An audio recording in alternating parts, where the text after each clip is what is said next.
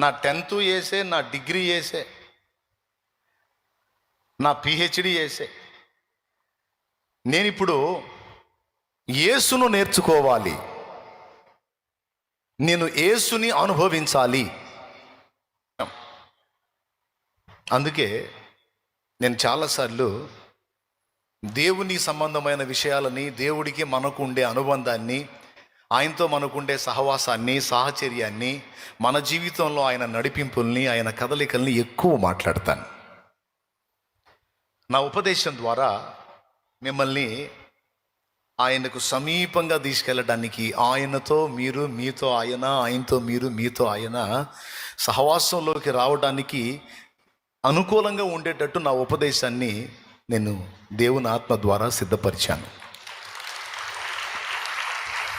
కొంతమంది ఇచ్చిన సాక్ష్యం కూడా అదే.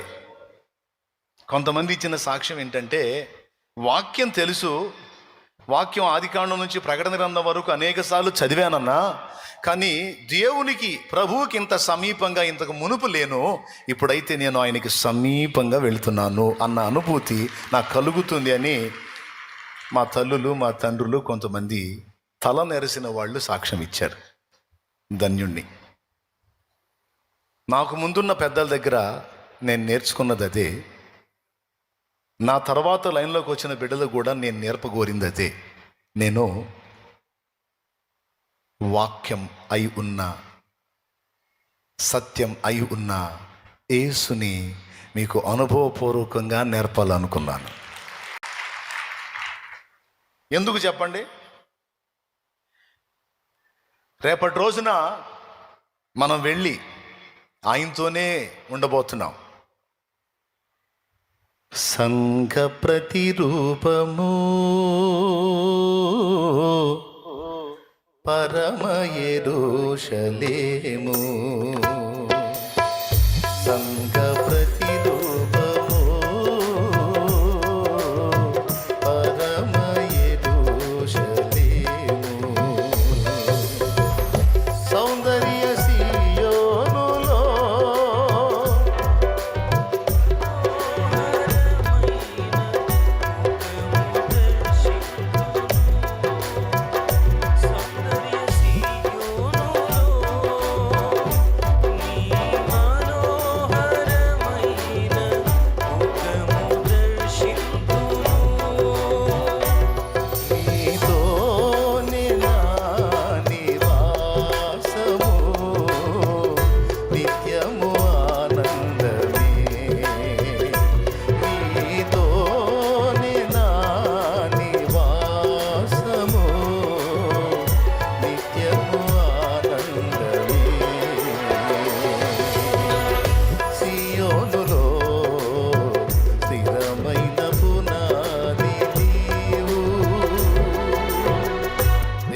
మహిమ. మా ఇస్లామణి గారు, అబ్బా మీరు ఏమి నేర్చుకున్నారయ్యా అని అడిగితే, అయ్యా ఏదో కాస్తో కూస్తో యేసయ్య నేర్చుకున్నానయ్యా అంటాడు. దేవదాసయ్య గారు మీరేమి నేర్చుకున్నారయ్యా అంటే, అయ్యా కాస్తో కూస్తో ఆ యేసునే నేర్చుకున్నానయ్యా అంటాడు. సాధు సుందర్ సింగ్ గారు మీరేమి నేర్చుకున్నారయ్యా? నేను యేసునే నేర్చుకున్నాను, ఆయనే నా చదువు, ఆయనే నా విద్య, నా తండ్రి మహోన్నతుని విద్య, ఆయనే నా విద్య. యేసన్న గారు మీరేమి నేర్చుకున్నారయ్యా? నేనేమి నేర్చుకునేది? నేను జీవితాంతం నేర్చుకున్నా కూడా ఇంకా పాఠాలు మిగిలిండే నా యేసే నా చదువు. నా పిల్లలకు కూడా నేను ఆయన్నే నేర్పదలుచుకున్నాను. మీరు గమనిస్తే ఆయన ఉపదేశాలన్నీ యేసయ్య చుట్టే ఉంటాయి, యేసయ్య చుట్టే ఉంటాయి. యేసును మయంపరుస్తూ, యేసును గణపరుస్తూ, యేసును కీర్తిస్తూ, యేసు వ్యక్తిత్వ సౌందర్యాన్ని అభివర్ణిస్తూ పాటలు అయ్యే ఉంటాయి, మాటలు అయ్యే ఉంటాయి. నాకింత తెలుసు వాక్యం, నేను వాక్యంలో పిహెచ్డి పొందాను, నేను పెద్ద ప్రొఫెసర్ అన్నోడు ఆడు కూర్చున్నాడు. నాకు కాస్తో కూస్తో యేసు తెలుసు అన్నోడేమో లక్షల మందిని పట్టాడు.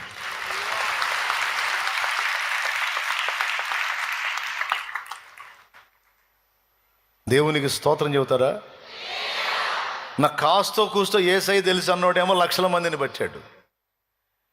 నాకు వాక్యపు లోతులన్నీ తెలుసు, నాకు వాక్యపు సత్యమంతా తెలుసు, నాకు మస్తు జ్ఞానం ఉందంటే ఎచ్చులు పట్టడానికి, బిల్డప్ చేయడానికి, గొప్పలు చెప్పుకోవటానికి తప్ప ఆత్మలను ప్రభావితం చేయడానికి అది పనికిరాల.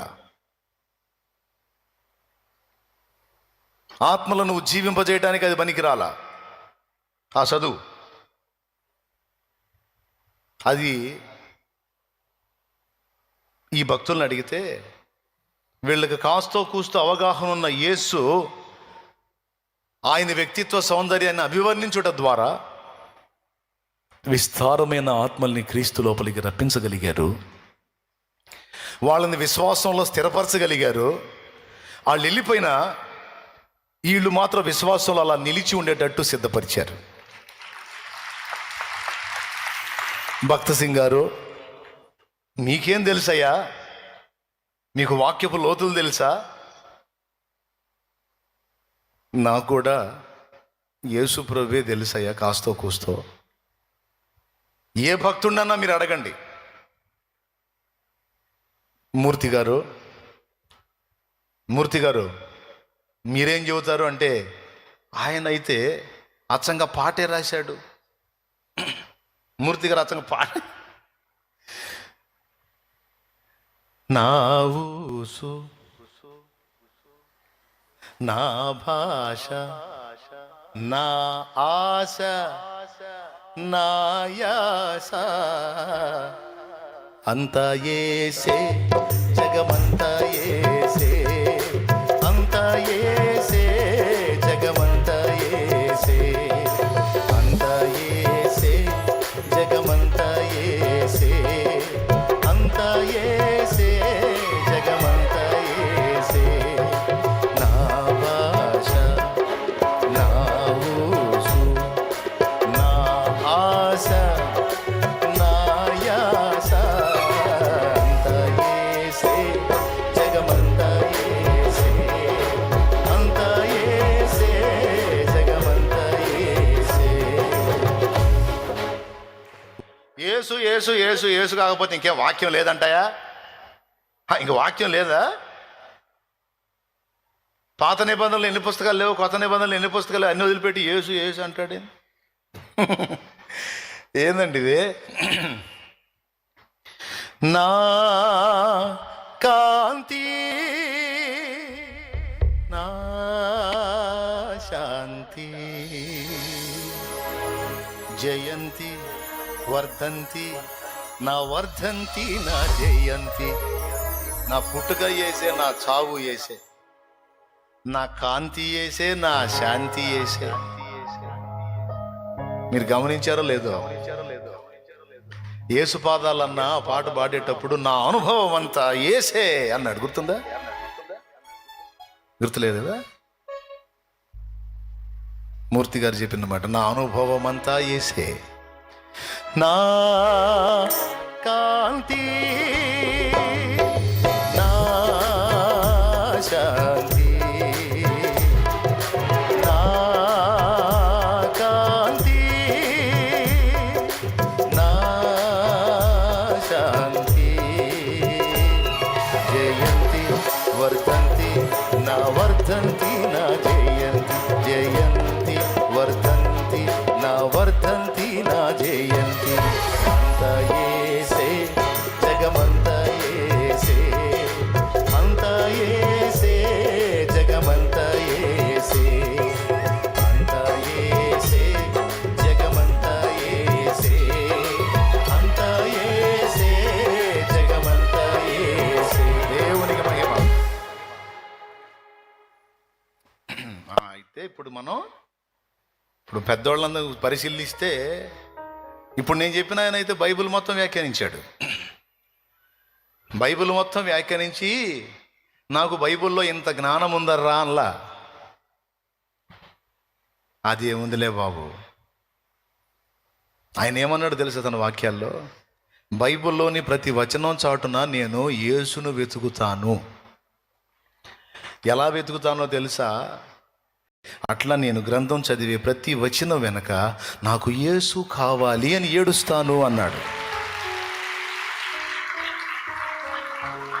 నాకు యేసు కావాలి, నేను యేసు ప్రేమికుడను, నేను యేసును ప్రేమిస్తున్నాను, నాకు యేసు కావాలి అని నేను యేసును వెతుక్కుంటాను. యేసును మించిన జ్ఞానం లేదు, యేసును మించిన జ్ఞానం లేదు. మానవుడు ఏ జ్ఞానాన్ని బట్టి అతిశయపడితే దాని అంతటికి మించిన జ్ఞానం మానవ జాతి మొత్తానికి ఎప్పటికీ అంతు చిక్కని జ్ఞానం నజరేయుడగు యేసు.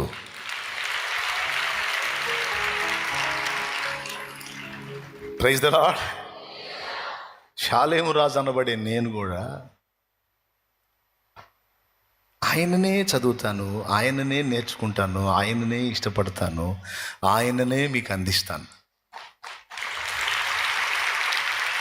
అంటే బైబిల్లో ఒక్కడనే చదువుతావా, ఇక మిగిలిన చదవ అంటే చాలాసార్లు చదివి దేవుడి కృపను బట్టి చాలాసార్లు చదివాను, అన్నీ చదివాను.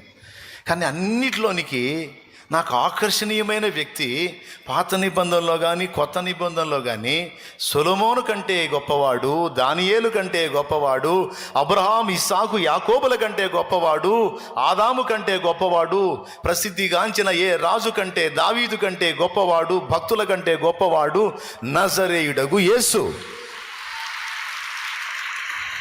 నా జీవం, నా భావం, నా దైవం, నా భారం, నా భారం, నా దైవం. ఫ్యాట్ వాల్యూమ్ కొంచెం తగ్గించుకుంటే రిథమింగ్, డోలక్ టైమింగ్ నాకు అర్థమైద్ది. అది దబ్ దబ్ దబ్ అని మోగుతుంటే మనోడు కొంచెం డిలే కొట్టినా లేదా ముందు కొట్టినా వెనక కొట్టినా నాకు తాళం పోయిద్ది. జర దేకో భయ్యా. నా పాడదామా లేకపోతే మేము అంశంలోకి వెళ్దాం? పాడుకుందాం కదా, ఇది కూడా ఫాస్టింగ్ ఉన్నాం. నా జీవం, నా భావం, నా జీవం, అది నా భావం, నా దైవం, నా భారం, నా భారం, నా దైవం, నా దైవం, నా భారం, నా భారం, నా దైవం.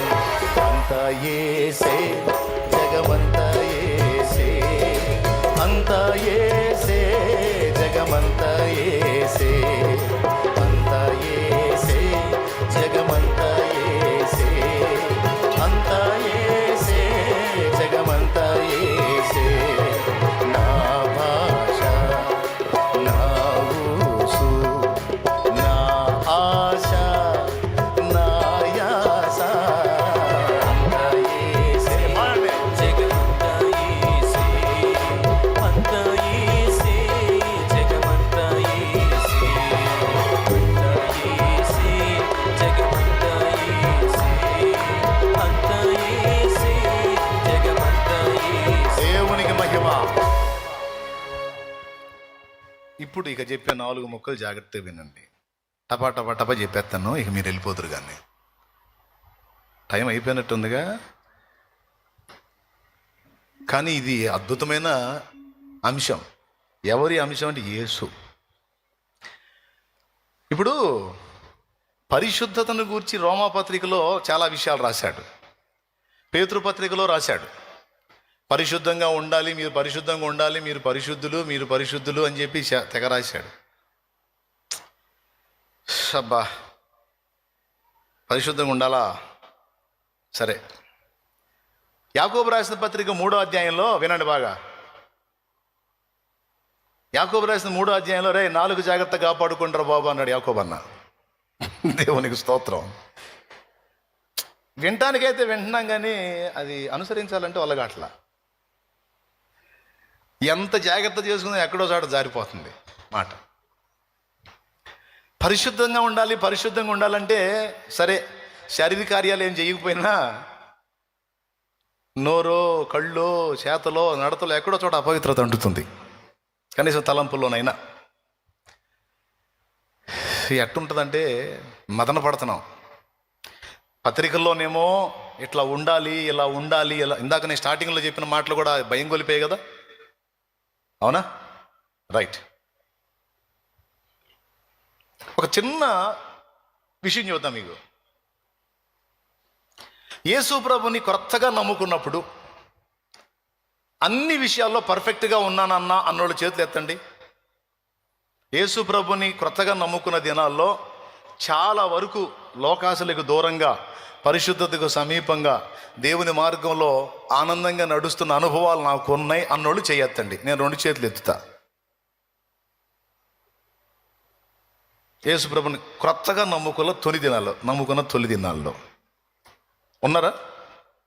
ఇదిగో మీరు పర్ఫెక్ట్గా చెప్పాలి సమాధానం. చెప్పండి. నేను కూడా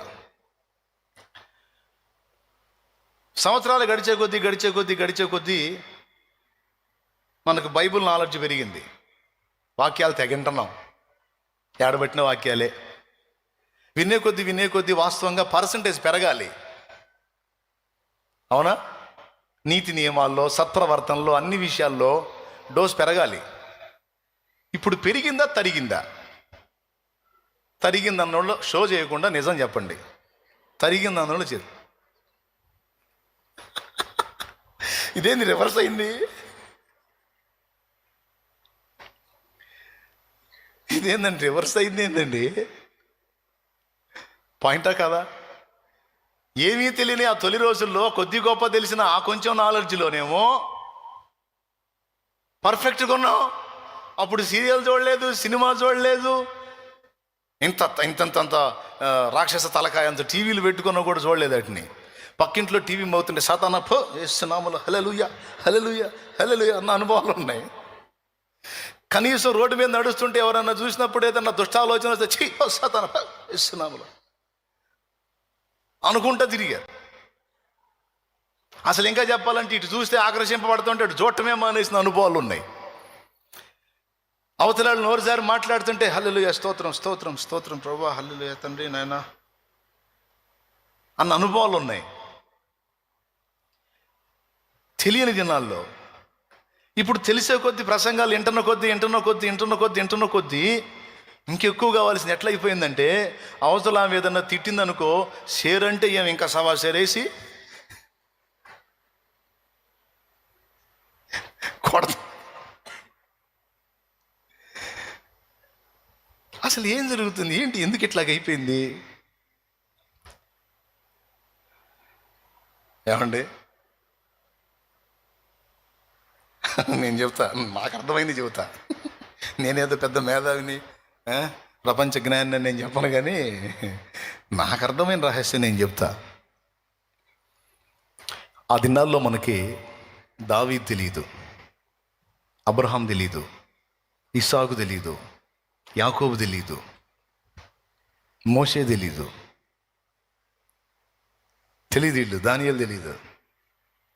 మనం క్రొత్తగా ప్రభువులో కళ్ళు తెరిచినప్పుడు మనకు తెలిసింది ఒక్కటే, యేసు.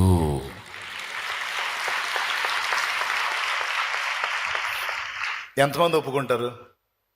నువ్వు కొత్తగా దేవుణ్ణి నమ్ముకున్నప్పుడు ముందు అబ్రహాం సంగతి తెలుసుకుందామని అని నువ్వు బైబిల్ చదివావా? ఫస్ట్ నువ్వు ఎవరి చరిత్రకి ఆడికి వెళ్ళావు? యా, అవునా? ఎప్పుడైతే యేసు ప్రభు దగ్గరికి వెళ్ళావో, యేసును చదవటం మొదలు పెట్టావో, నీవు ఒక నడుస్తున్న యేసు వలె మారిపోయావు.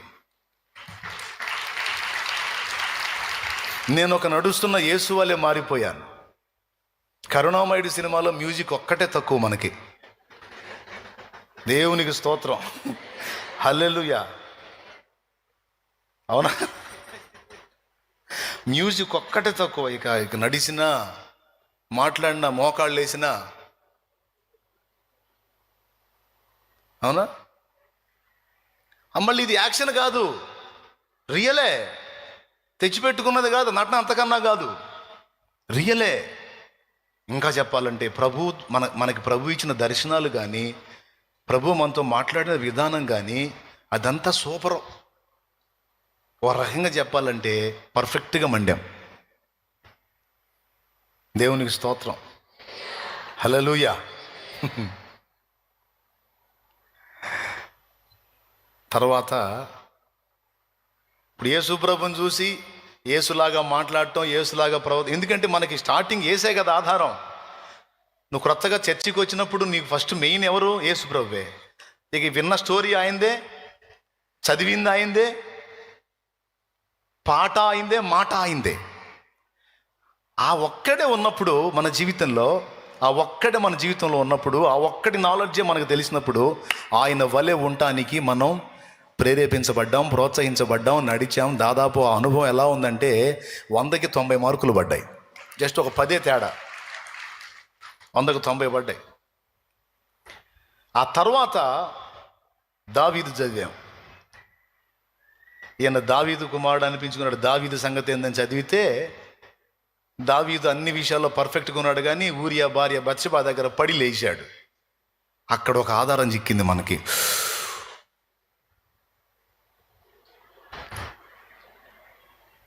దేవునికి స్తోత్రం కలుగును గాక, హల్లెలూయా. నేను సైగ చేశాను, అర్థమైందా మీకు? దావీదు ఊరియా భార్య బత్షెబాను మోహించిన వాడై ఆమెతో పాపం చేశాడు, ఆమె భర్తను చంపించాడు.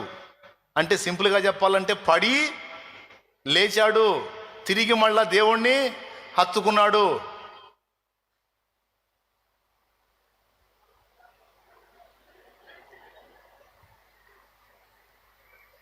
ఇక్కడ కొంచెం అవకాశం ఏర్పడింది. ఏమని? పడి లేవచ్చు, ప్రాబ్లం లేదు. అబ్రహాం చదివాం. అసలు అబ్రహాం సంగతి ఏం చూద్దామని. ఇప్పుడు యేసయ్య గురించి చదివాంగా. మత్తయి, మార్కు, లూకా, యోహాను 4 సువార్తలు చదివితే యేసయ్య గురించి ఉంది. రైట్, స్తోత్రం. నిండుగా యేసయ్య గురించి చదివాం. ఆ 4లో ఆగినట్టయితేనేమో ఇప్పటికీ అలానే ప్రయాణం సాగుతుండేది. ఇప్పుడు మనకి నాలెడ్జ్ కావాలి కదా, మనకి ఇప్పుడు అదనపు జ్ఞానం కావాలి. అబ్రహాం దగ్గరికి వచ్చాం, ఆదాం దగ్గరికి వచ్చాం, శారమ్మ దగ్గరికి వచ్చాం. అబ్రహాం అబద్ధాలు ఆడాడు. మనం కూడా కాస్త అప్పుడప్పుడు అవసరాన్ని బట్టి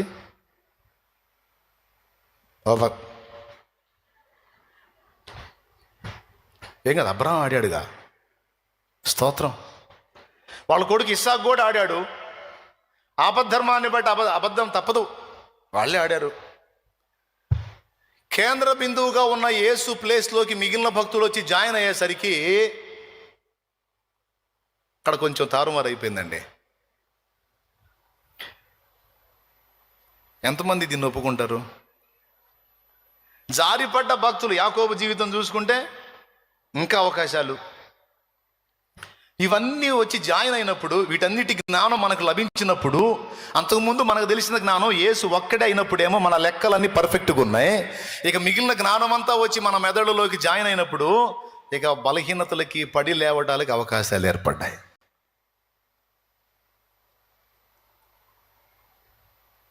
దాన్ని బట్టి ఏం జరిగిందంటే, ఇక యేసును గూర్చిన జ్ఞానం చదవటం పక్కన పెట్టేసి పాస్టర్లు కానీ విశ్వాసులు కానీ యేసును గురించి మాట్లాడటం తక్కువ చేసి ఇక మిగిలిన భక్తుల గురించి, వాళ్ళ చరిత్రల గురించి, రాజుల గురించి, రంగప్పల గురించి మాట్లాడటం ఎక్కువైపోయి అసలోడు పోయాడు. అసలోడు ఎవరు? కథానాయకుడు పోయాడు. ఇక మిగిలిన వచ్చింది, అది బైబిల్లోనే ఉంది. అసలోడికి తక్కువ చేసేసాం.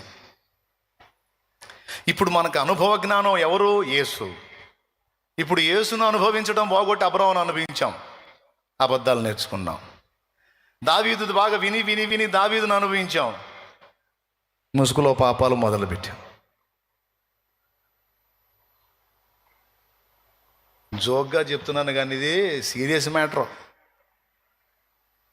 అంటే మిగిలిన భక్తుల జీవితాలు చూసినప్పుడు మనకు కొంచెం అవకాశాలు దొరికినాయి, కానీ యేసయ్య జీవితం చూసినప్పుడు చూడు, బా, మాటలో కానీ, ప్రవర్తనలో కానీ, రాజసంలో కానీ, దీనత్వంలో కానీ ఎక్కడ మచ్చలేని చంద్రుడు యేసు.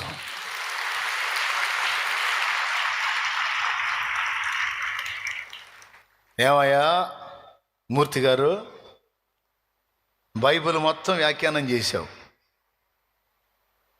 అన్నీ చదివావు, మిషనరీలకి భాష నేర్పావు, రేడియోలో ప్రసంగాలు చేశావు.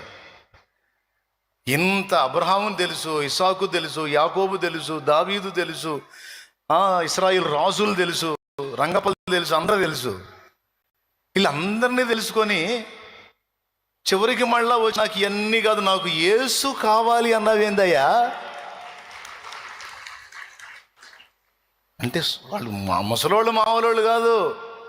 మనమేదో ఇప్పుడేదో లైన్లోకి వచ్చి మనమే తెలియగలవాళ్ళు అనుకుంటాం, కానీ వాళ్ళు ముదురులు. ఏసన్న గారు చేసి ఉండడా, చదివి ఉండడా? 6 తరగతులు చదివినోడికి బైబిల్ తెలియదా? ఈ ధర నుంచి ఆ ధరికి తెలియదా? తెలుసు. కానీ మిగిలిన వాళ్ళ గురించి ఆయన మాట్లాడింది తక్కువ, యేసయ్య గురించి మాట్లాడింది ఎక్కువ. అంటే స్టార్టింగ్లో నాకు తెలిసి సేవలు ఆరంభంలో అన్నీ ఆ భక్తుల చరిత్రలన్నీ తిరిగి వచ్చి ఉంటారు. తిరిగి వచ్చి అవన్నీ చూసుకున్నప్పుడు ఆత్మీయ జీవితం ఎలాగుందో, ఎన్ని వంకర టెంకర్లు పోయిందో గమనించారు. గమనించి ఎవరెవరి తేడా ఉందిరా ఇది. మనుషుల్ని చదివితే బతుకులు మనుషుల్లాగానే ఉంటాయి, మనుషుల్ని కాదురా దేవుణ్ణి చదవాలి, అప్పుడు బతుకులు దేవుళ్ళ మారిపోతాయి.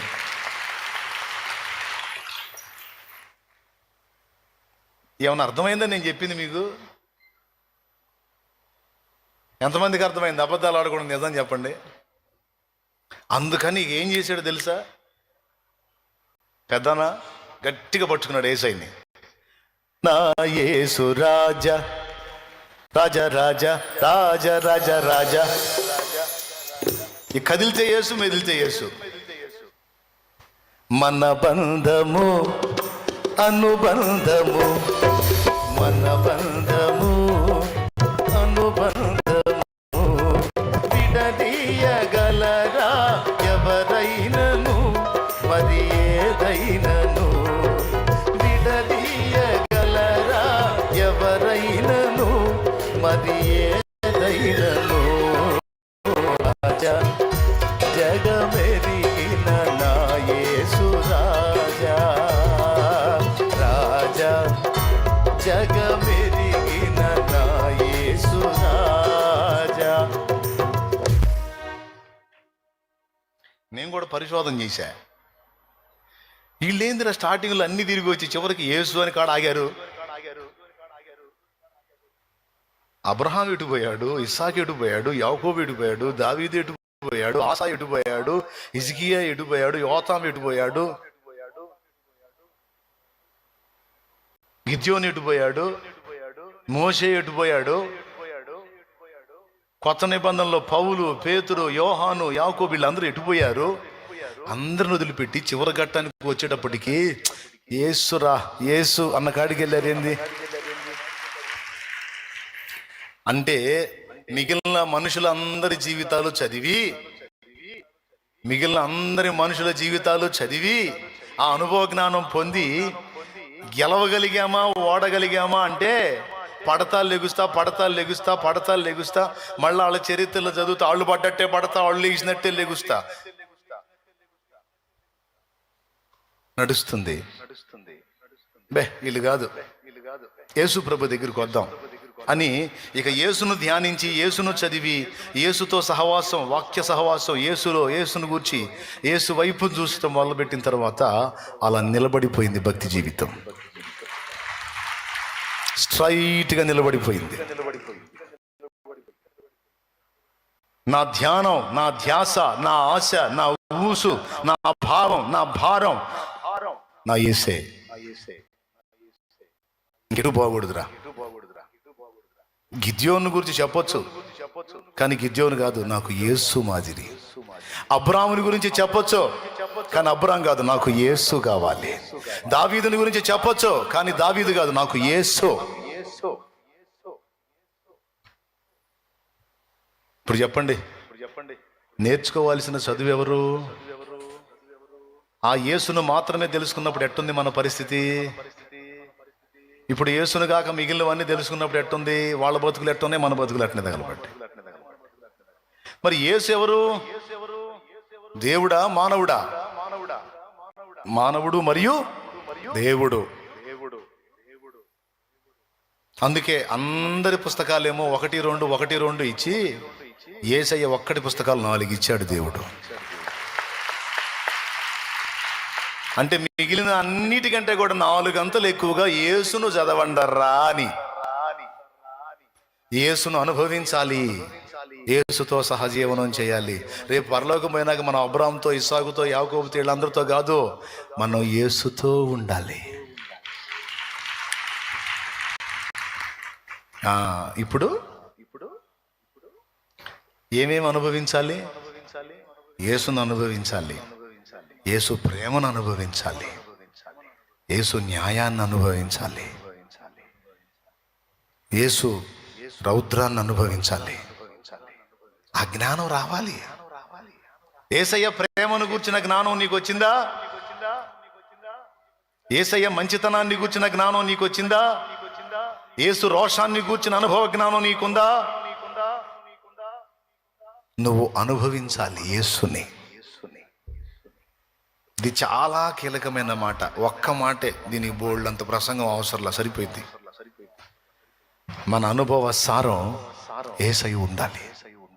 అందుకే మాస్లామణి గారు బాగా బోధించావు. చివరికి ఎవరిని పట్టుకున్నావు? భక్తులు, బైబిల్లో చెప్పబడిన భక్తులందరినీ పట్టుకున్నావా, లేకపోతే ఎవరిని పట్టుకున్నావు అంటే ఏమంటాడు తెలుసా? యేసే మానవ జాతి వికాసం, యేసే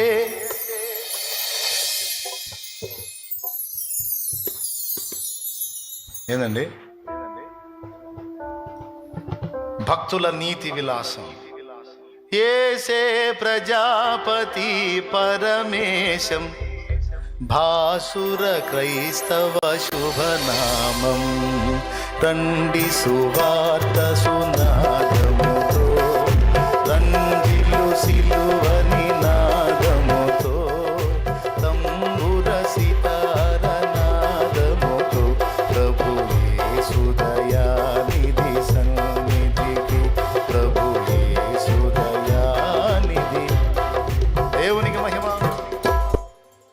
కొత్తగా చర్చికి వచ్చినోడికి నన్ను గురించి చెప్పు, అబ్రాం గురించి చెబుతా అంటే నాకు ఎందుకయ్యా, నాకు యేసయ్య గురించి చెప్పాయా, నేను ఆయన మాట విని వచ్చా, ఆయన సిలువను చూసి వచ్చా, నాకు యేసు కావాలి అనుకుంటూ వచ్చాడు.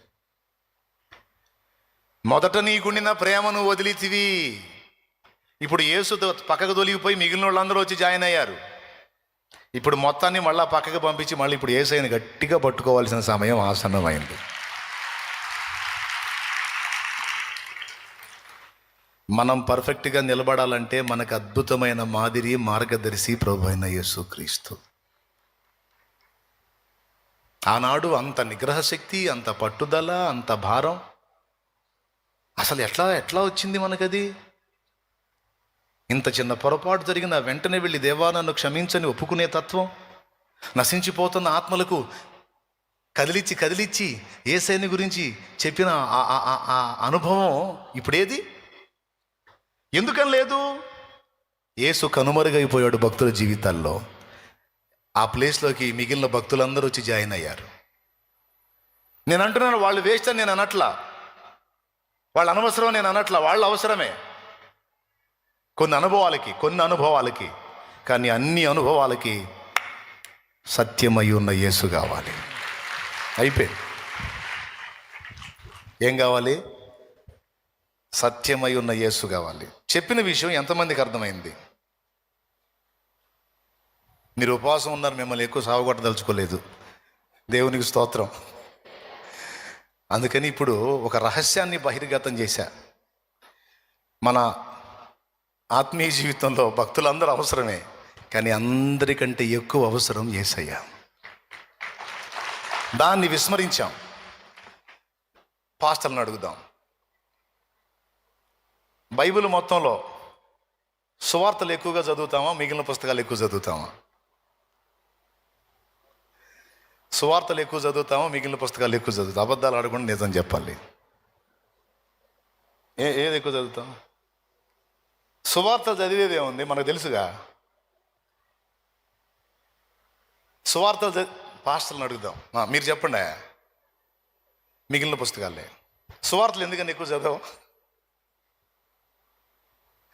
మనం క్రొత్తగా తెలుసుకున్నప్పుడు సువార్తలు ఎక్కువ చదివాం. మళ్ళీ మళ్ళీ మళ్ళీ మళ్ళీ ఏసైదే, అవునా? ఆ ఒక్కటి దానిలోనే ఆగినప్పుడేమో మండింది మంట. ఇప్పుడు ఆ ప్లేస్లో మిగిలిన వాళ్ళందరూ వచ్చి జాయిన్ అయ్యారు. ఏ భక్తుడు మనలో ఎక్కువ పని చేస్తున్నాడో ఆ లక్షణాలు బయటికి కనపడుతున్నాయి. ఒక్కోసారి దావీదు వచ్చేస్తాడు, ఇంక నేను చెప్పను. దేవునికి స్తోత్రం, హల్లెలూయా.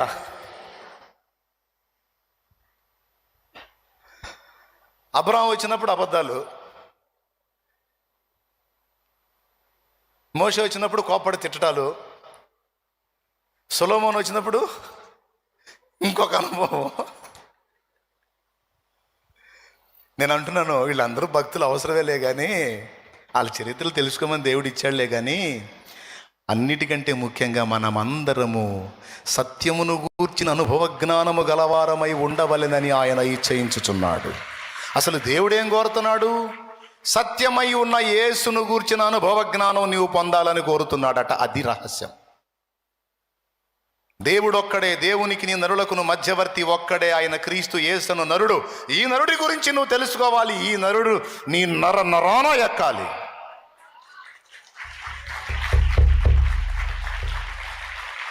అప్పుడు దేవుని ప్రభావాన్ని నువ్వు అనుభవించేది. అపోస్తలులు అంత శక్తివంతంగా ఎలా మండారో తెలుసా? వాళ్ళకి యేసు ఒక్కడే తెలుసు. మిగిలిన వాళ్ళ గురించి కాస్తో కూస్తో తెలుసు, కానీ వాళ్ళ చదువు, వాళ్ళ అధ్యయనం, వాళ్ళ అభ్యాసం, వాళ్ళ జ్ఞానం అంతా యేసే. యేసును చూశారు, యేసుని అనుసరించారు, యేసుతో నడిచారు, యేసుతో తిన్నారు, యేసుతో నిద్రించారు, యేసుని నింపుకున్నారు.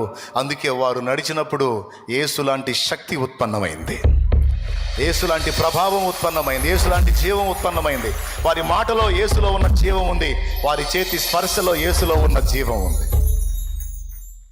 ఈరోజు ఇంతమంది పాత నిబంధన, క్రొత్త నిబంధన భక్తుల జీవితాలు చదివి కూడా ఆ ప్రభావం మనలో ఎందుకు రాలేదంటే మన వంటి బలహీనలైన మనుషుల్ని నింపుకున్నాం మనలో. అందుకే అంత మాత్రమే ఉంది. అదే యేసును నింపుకున్నట్టయితే అపోస్తలులకు యేసే తెలుసు, ఇంకేం తెలియదు. ఈరోజు మనకి 66 పుస్తకాలు, అపోస్తలులకు ఇన్ని ఆడున్నాయి.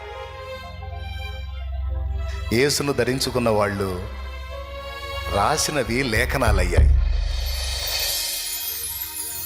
శృంగారం అనే దేవాలయం దగ్గర పేతురు ఏమన్నాడు? వెండి బంగారాలు నా దగ్గర లేవు. అండ్ అబ్రహాం, ఇస్సాకు, యాకోబులు కూడా లేరు. దావీదు అంతకన్నా లేడు. నేను కలిగి ఉన్న నజరేయుడ యేసు నామములో లే.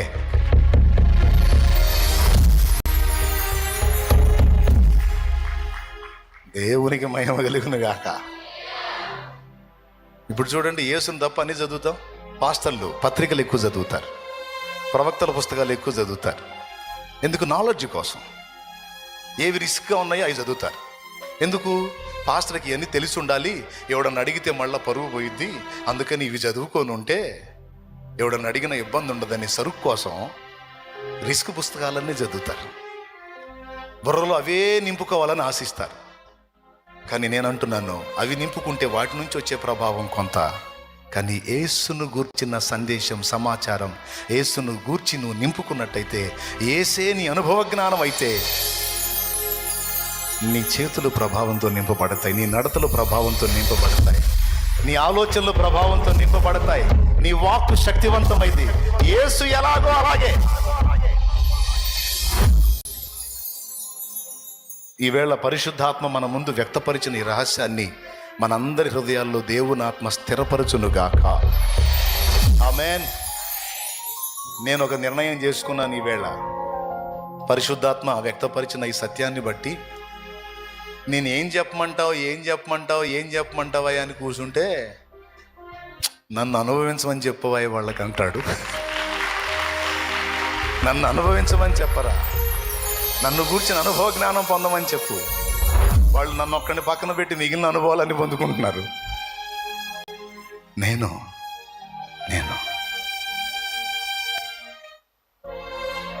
ఏం తెలుసు? ఏసన్నా నీకేం తెలుసు? నాకేం తెలియదయ్యా. నీకు మర్మాలు తెలుసా? నాకు తెలియదయ్యా. నీకు లోతులు తెలుసా? నాకు తెలియదయ్యా. నీకు భక్తుల స్టోరీలు, అసలు వాళ్ళ చరిత్ర మూలాలు తెలుసా అని? ఒరే, నాకు తెలియవు. మరి నీకేం తెలుసు? నాకు ఒకటి తెలుసు. నేను రక్తం కక్కుకొని చావు బ్రతుకుల మధ్య చచ్చిపోయే స్థితిలో ఉంటే నన్నుగా దర్శించి నా జీవితాన్ని విప్లవాత్మకంగా మార్చి అనేకులకు ఆశీర్వాదకరంగా చేసిన ఒక్కడు తెలుసు. ఆయన నజరేయుడగు యేసు. ఏమండి, ఈ ఒక్క ముక్క చెప్తా. ఇందాటి నుంచి చెబుతున్నావు, నువ్వు ఆపట్లేదు అనుకోవద్దు. ఈ ఒక్క ముక్క చెబుతా, చెప్పనండి. పౌలుకు తెలిసినన్ని లేఖనాలు నాకు తెలిసి మిగిలిన వాళ్ళు ఎవరికి తెలియవు. పాత నిబంధనల లేఖనాల్లో అగ్రగణ్యుడు, ప్రావీణ్యుడు గమలీయేలు అలాంటోడి పాదాల దగ్గర శుశ్రూష చేసి శిష్యత్వం చేసి లేఖనాల అవోపాసన పట్టినటువంటి యోధుడు పౌలు. కానీ కొరింథీయులకు రాసిన పత్రికలో, నేను పాత నిబంధనల లేఖనాలన్నిటినీ మీ మధ్య ఎరుగుదునని నేను అనుకోవటం లేదు, సిలువ వేయబడిన క్రీస్తు యేసును తప్ప మరి దేనిని మీ మధ్య ఎరుగకుందునని నిశ్చయించుకుంటుని అన్నాడు. అది తప్ప మీకు ఇంకేం చెప్పదలుచుకోవాలా? నా ఉపదేశం ఆయనే, నా మర్మం ఆయనే, దేవుని మర్మమై ఉన్న క్రీస్తు అన్నాడు. నేను చెప్పే మర్మం ఆయనే, నేను తెలుసుకున్న రహస్యం ఆయనే, నేను ఇంకా అందుకోలేని అంతస్థాయినే. చూడండి ఆ మాట ఒక్కసారి, వచనం 1 కొరింథీ పత్రిక 2వ అధ్యాయం 2వ వచనం. అండర్లైన్ చేసుకోండి. నేను యేసుక్రీస్తును అనగా సిలువ వేయబడిన యేసుక్రీస్తును తప్ప మరి దేనిని మీ మధ్య నెరకకుందునని నిశ్చయించుకొంటిని. అదేందయ్యా? యేసయ్య తప్ప ఇంకేం తెలీదా నీకు? ఏమయ్యా నువ్వు పెద్ద పండితుడు అనుకున్నాం మేమా? చాలా పండితుడు అనుకున్నాం మేమా? పాత నిబంధనల లేఖనాల్లో మంచి ప్రావీణ్యత కలిగినోడు, సబ్జెక్ట్ ఉన్నాడు అనుకుంటే యేసు తప్ప నాకేం తెలియదు అంటావేమయ్యా?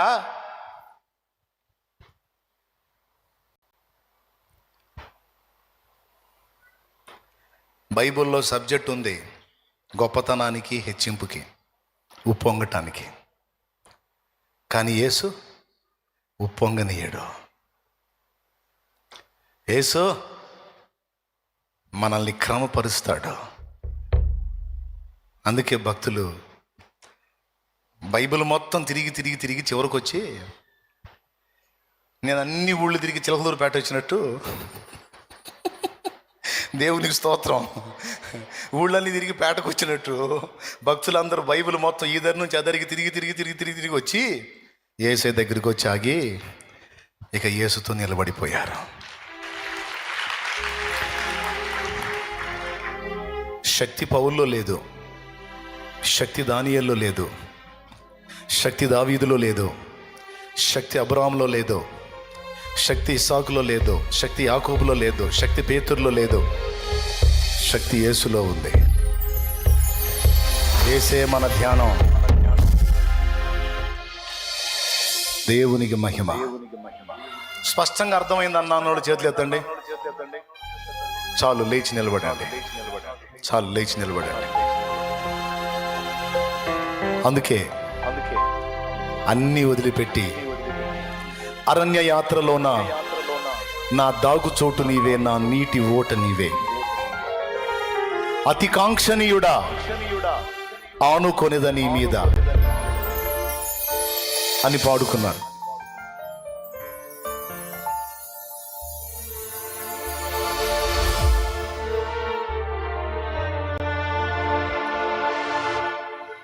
నా యేసు రాజా. ఈ రోజు నుంచి మన ధ్యానం యేసు వైపుకు మళ్ళిద్దాం. మళ్ళా యేసునే చదువుదాం. మన నరాన యేసునే నింపుకుందాం. మన హృదయం నిండా యేసునే నింపుకుందాం. నా యేసు రాజా, నా ఆరాధ్య దైవమా, నా యేసు రాజా, నా ఆరాధ్య దైవమా, ఆరాధ్య స్తోత్ర గీతమా, నా స్తోత్ర గీతమా, ఆరాధ్య దైవమా, నా యేసు రాజా రాజా రాజా రాజా రాజా రాజా యేసు రాజా రాజా రాజా యేసు రాజా రాజా యేసు రాజా రాజా యేసు రాజా రాజా రాజా స్తోత్రం యేసు రాజా రాజా రాజా యేసు రాజా. అరణ్య యాత్రలోన నా దాగు చోటు నీవే, నా నీటి ఊట నీవే. అరణ్య యాత్రలోన నా దాగు చోటు నీవే, నా నీటి ఊట నీవే. అతి కాంక్షణీయుడా ఆనుకొనెదని మీద, అతి కాంక్షణీయుడా ఆనుకొనెదని మీద, నా యేసు రాజా రాజా రాజా రాజా రాజా రాజా స్తోత్రం యేసు రాజా రాజా రాజా ఆహా యేసు రాజా రాజా యేసు రాజా రాజా యేసు రాజా రాజా రాజా స్తోత్రం యేసు రాజా రాజా రాజా యేసు రాజా. నీరథ అశ్వముగా నీ త్యాగబంధము నన్ను బంధించెనా.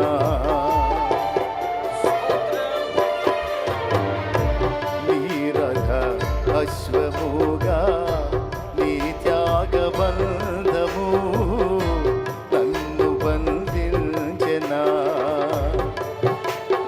సారథిచే నన్ను నడిపించుమా, నీ ఆత్మ సారథిచే నన్ను నడిపించుమా.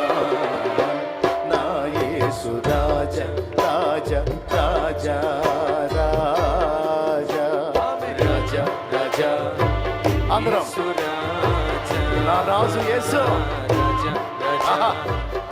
నా చదువు యేసు, నా ఆస్తి యేసు, నా అంతస్తు యేసు, నా జ్ఞానాతిశయం యేసు. రాజా రాజా ఆ, యేసు రాజా రాజా రాజా స్తోత్రం యేసు రాజా రాజా రాజా యేసు రాజా.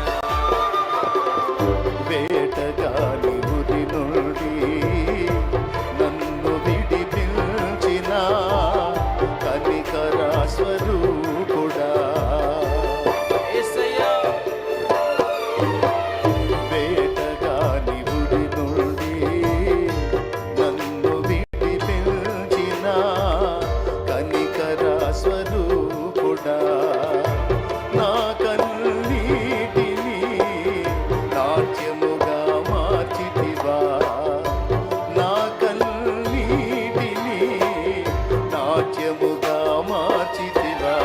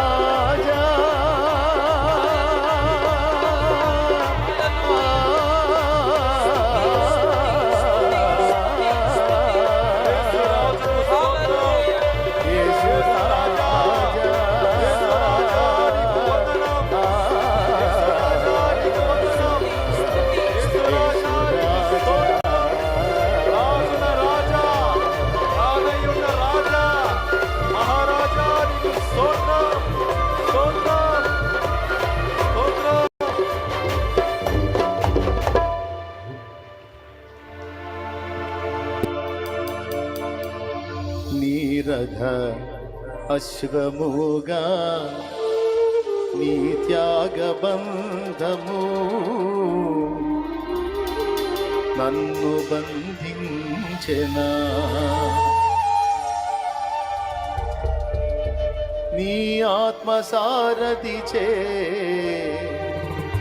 నన్ను నడిపించుమా. నీ ఆత్మసారథిచే నన్ను నడిపించుమా.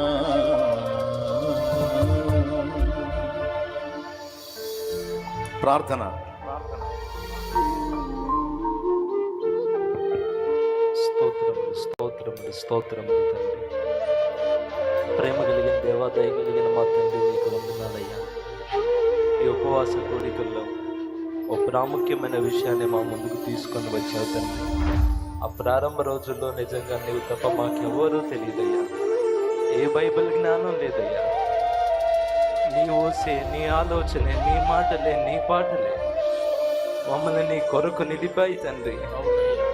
పరలోక ఆనందాన్ని ఆ ప్రారంభ రోజుల్లో భూమి మీదనే అనుభవించామయ్యా. సాతాను మమ్మల్ని డైవర్ట్ చేశాడయ్యా. జీవజలముల నదిని నిన్ను విడిచి జ్ఞానం కొరకు పరిగెత్తిన ఆనాటి ఆది దంపతుల్లాగా నా దేవా, బైబిల్ జ్ఞానం అంటూ, థియాలజీ అంటూ, లోక జ్ఞానం అంటూ, మర్మాలంటూ మా ఆలోచన నీ వైపు నుంచి పక్కకు మళ్ళించాడు. నిజమే ప్రభు. ఈరోజు ఊపిరి లాంటి మాటలు నాయన, బ్రతికించే మాటలు ప్రభువా. ఇక నుంచి నాయన నిన్నే కోరుకోవాలయ్యా. నీ వైపే చూడాలయ్యా. నిన్ను గురించే ఆలోచించాలి ప్రభువా. అయ్యా క్షమించండి అయ్యా. దైవజనుల పాపం క్షమించండి అయ్యా. పరిచారకుల పాపాలు క్షమించండి అయ్యా. నీ వైపు నుంచి పక్కకు చూసిన మమ్మలను మన్నించండి అయ్యా. అయ్యా అయ్యా, నువ్వు కావాలయ్యా. నిన్ను గురించిన అనుభవాలు కావాలయ్యా. మమ్మల్ని సరి చేశారయ్యా. మమ్మల్ని బాగు చేశారయ్యా. ఈవేళ నీ మాటలను బట్టి కృతజ్ఞతలు చెల్లిస్తున్నామయ్యా. అయ్యా నీకు వందనాలేసయ్యా. నీకు స్తోత్రాలేసయ్యా. నువ్వు కావాలి ప్రభు. ఇక్కడున్న ప్రతి ఒక్కరు, ఈ మాటలు విన్న ప్రతి ఒక్కరు ఈ క్షణం నుంచి, ఈ రోజు నుంచి నీ వైపు చూస్తూ, నిన్ను హత్తుకుంటూ, నీతో కలిసి బ్రతకాలయ్యా మేము.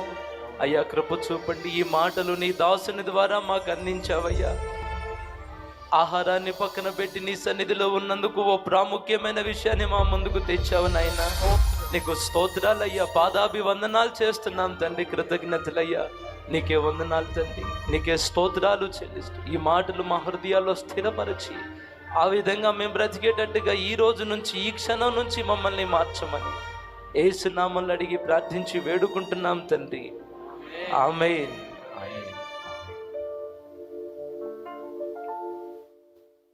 Praise Lord. కూటమి ముగింపులోకి వచ్చాం. ఇక రాత్రి కూటం రేపు పగటి కూటంతో ముగుస్తుంది. ఇప్పుడు ప్రార్థన తోటలో అక్కడ సేవకుల సెమినార్ కోసం ఒక షెడ్ వేయటం జరిగింది. దాని ఓపెనింగ్ ఉంది. దైవజనాంగం అంతా అక్కడికి వస్తారని ఆశిస్తున్నాను. అలాగనే విశ్వాసులు కూడా వెసులుబాటు ఉన్న వాళ్ళు రావచ్చు. మాతో పాటు కలిసి దాని ప్రతిష్టలో పాలు పంపులు పొందొచ్చు. సంతోషంగా దాన్ని ప్రారంభించుకుందాం. ప్రార్థన తోటలో ఒక షెడ్ వేయటం జరిగింది. దాని ఓపెనింగ్ ఉంది ఇప్పుడు. మరి మీరు రాగలిగే అవకాశం ఉంటే రండి, మీకు వెసులుబాటు ఉంటే. లేకపోతే ఇక్కడే ఉండి ప్రార్థన చేసుకోండి. నేను చెప్పిన సందేశాన్ని మళ్ళీ ఒకసారి ఆలోచించండి. అది యూట్యూబ్లో అప్లోడ్ చేస్తారు. మళ్ళీ ఒకసారి వినండి. ఈ చివర చెప్పిన విషయాలు చాలా కీలకమైనవి. పరిశుద్ధాత్మ తానే మనతో మాట్లాడినాయి. నేను గుర్తించినటువంటి రహస్యం అది. ఈరోజు దేవుడు నా కళ్ళకి స్పష్టంగా దాన్ని వ్యక్తపరిచినటువంటి ఘట్టం అది. ప్రభువుని మాత్రమే ఎరుగుదు, నీకు మిగిలిన దేన్ని ఎరగకుందని అనుకున్న పౌలు చేతి వస్త్రం తగిలితే స్వస్థత వచ్చింది. వెండి బంగారాలు నా యొద్ద లేవు, యేసును మాత్రమే నేను కలిగి ఉన్నాను అన్న పేతురు పుట్టుకుంటే అన్న మనుషుని లేవనెత్తగలిగాడు. మన చదువు, మన విద్య, మన విజ్ఞానం, మన మర్మం, మన రహస్యం అంతా కూడా యేసు ప్రభువు మాత్రమే అయి ఉంటే ఆ పవర్ వేరుగా ఉంటుంది. ఆ శక్తి వేరుగా ఉంటుంది. కాబట్టి బైబిల్ మొత్తం చదవండి కాదని నేను అనను, కానీ రెగ్యులర్గా 4 సువార్తలు మళ్ళా చదువుతూనే ఉండండి. వాటిని ఆపొద్దు. ప్రకటన గ్రంథం, యేసు ఎక్కడెక్కడెక్కడ ఏ గ్రంథంలో ఎక్కడెక్కడ మహింపరచబడ్డాడు అవన్నీ చదవండి. పెద్ద ఆయన అన్నట్టు నాకు ఏ వచనం చదివినా దాని వెనక యేసు కనబడితేనే నేను ఒప్పుకుంటా, లేకపోతే ఒప్పుకోను, నేను దాటి వెళ్తానన్నట్టు యేసు ప్రభువే ఇక మన కేంద్ర బిందువు. అబ్రహాము, ఇసాకు, యాకోబు, దావీదులు కాదు మన కేంద్ర బిందువులు. వాళ్ళు మనుషులు. వాళ్ళ వైపు చూసినప్పుడు వాళ్ళ బలహీనతలే మనలో కనపడుతున్నాయి, వాళ్ళ వైపు కాదు. యేసు వైపు మనం చూసినప్పుడు మనం మండాం. మనం యేసు వైపే చూద్దాం. అవి చెప్పుకుందాం, కానీ దానికి అంత ప్రయారిటీ కాదు. యేసుకే ప్రయారిటీ, యేసుకే ప్రాముఖ్యత. ప్రభువుకే మనం పెద్దపీట వేద్దాం. ఇక నుంచి మన ధ్యానాలు, మన అధ్యయనం, మన అన్వేషణ ఆయన వైపే ఉంచుదాం. చెవులు గలవాడు ఆత్మస్వరం వినుగాక. ఆమేన్. అప్పుడు మాత్రమే మనం పౌలు, పేతురు కాగలుగుతాం. వాళ్ళు యేసును మాత్రమే ఎరుగుదురు, మనం అందరం ఎరుగుదాం. మనం కూడా సిలువ వేయబడిన యేసును తప్ప మరి దేన్ని ఎరక్కుందామని నిశ్చయించుకుందాం. ఆమేన్. రైట్. ప్రభు యేసు రక్తమునకే జయం, ప్రభు యేసు రక్తమునకే జయం, ప్రభు యేసు నామమునకు సంపూర్ణ విజయం కలుగునుగాక. తిరిగి వెళ్ళే వాళ్ళ ప్రయాణంలో తండ్రి తోడై ఉండునుగాక. పరిశుద్ధుల విశ్వాసంతో తెచ్చిన నూనె ఆయన శక్తితో నింపబడి రోగుల కొరకు అది వ్రాసి ప్రార్థించినప్పుడు స్వస్థతలు కలుగునుగాక. కుటుంబాల్లో సమాధానం, విజ్ఞాపనలో సహాయం నా తండ్రి దయచేయునుగాక. మన ప్రయత్నాలన్నిట ఆయన సఫలత దయచేయునుగాక. ఆమేన్. హల్లెలూయా, హల్లెలూయా, హల్లెలూయా.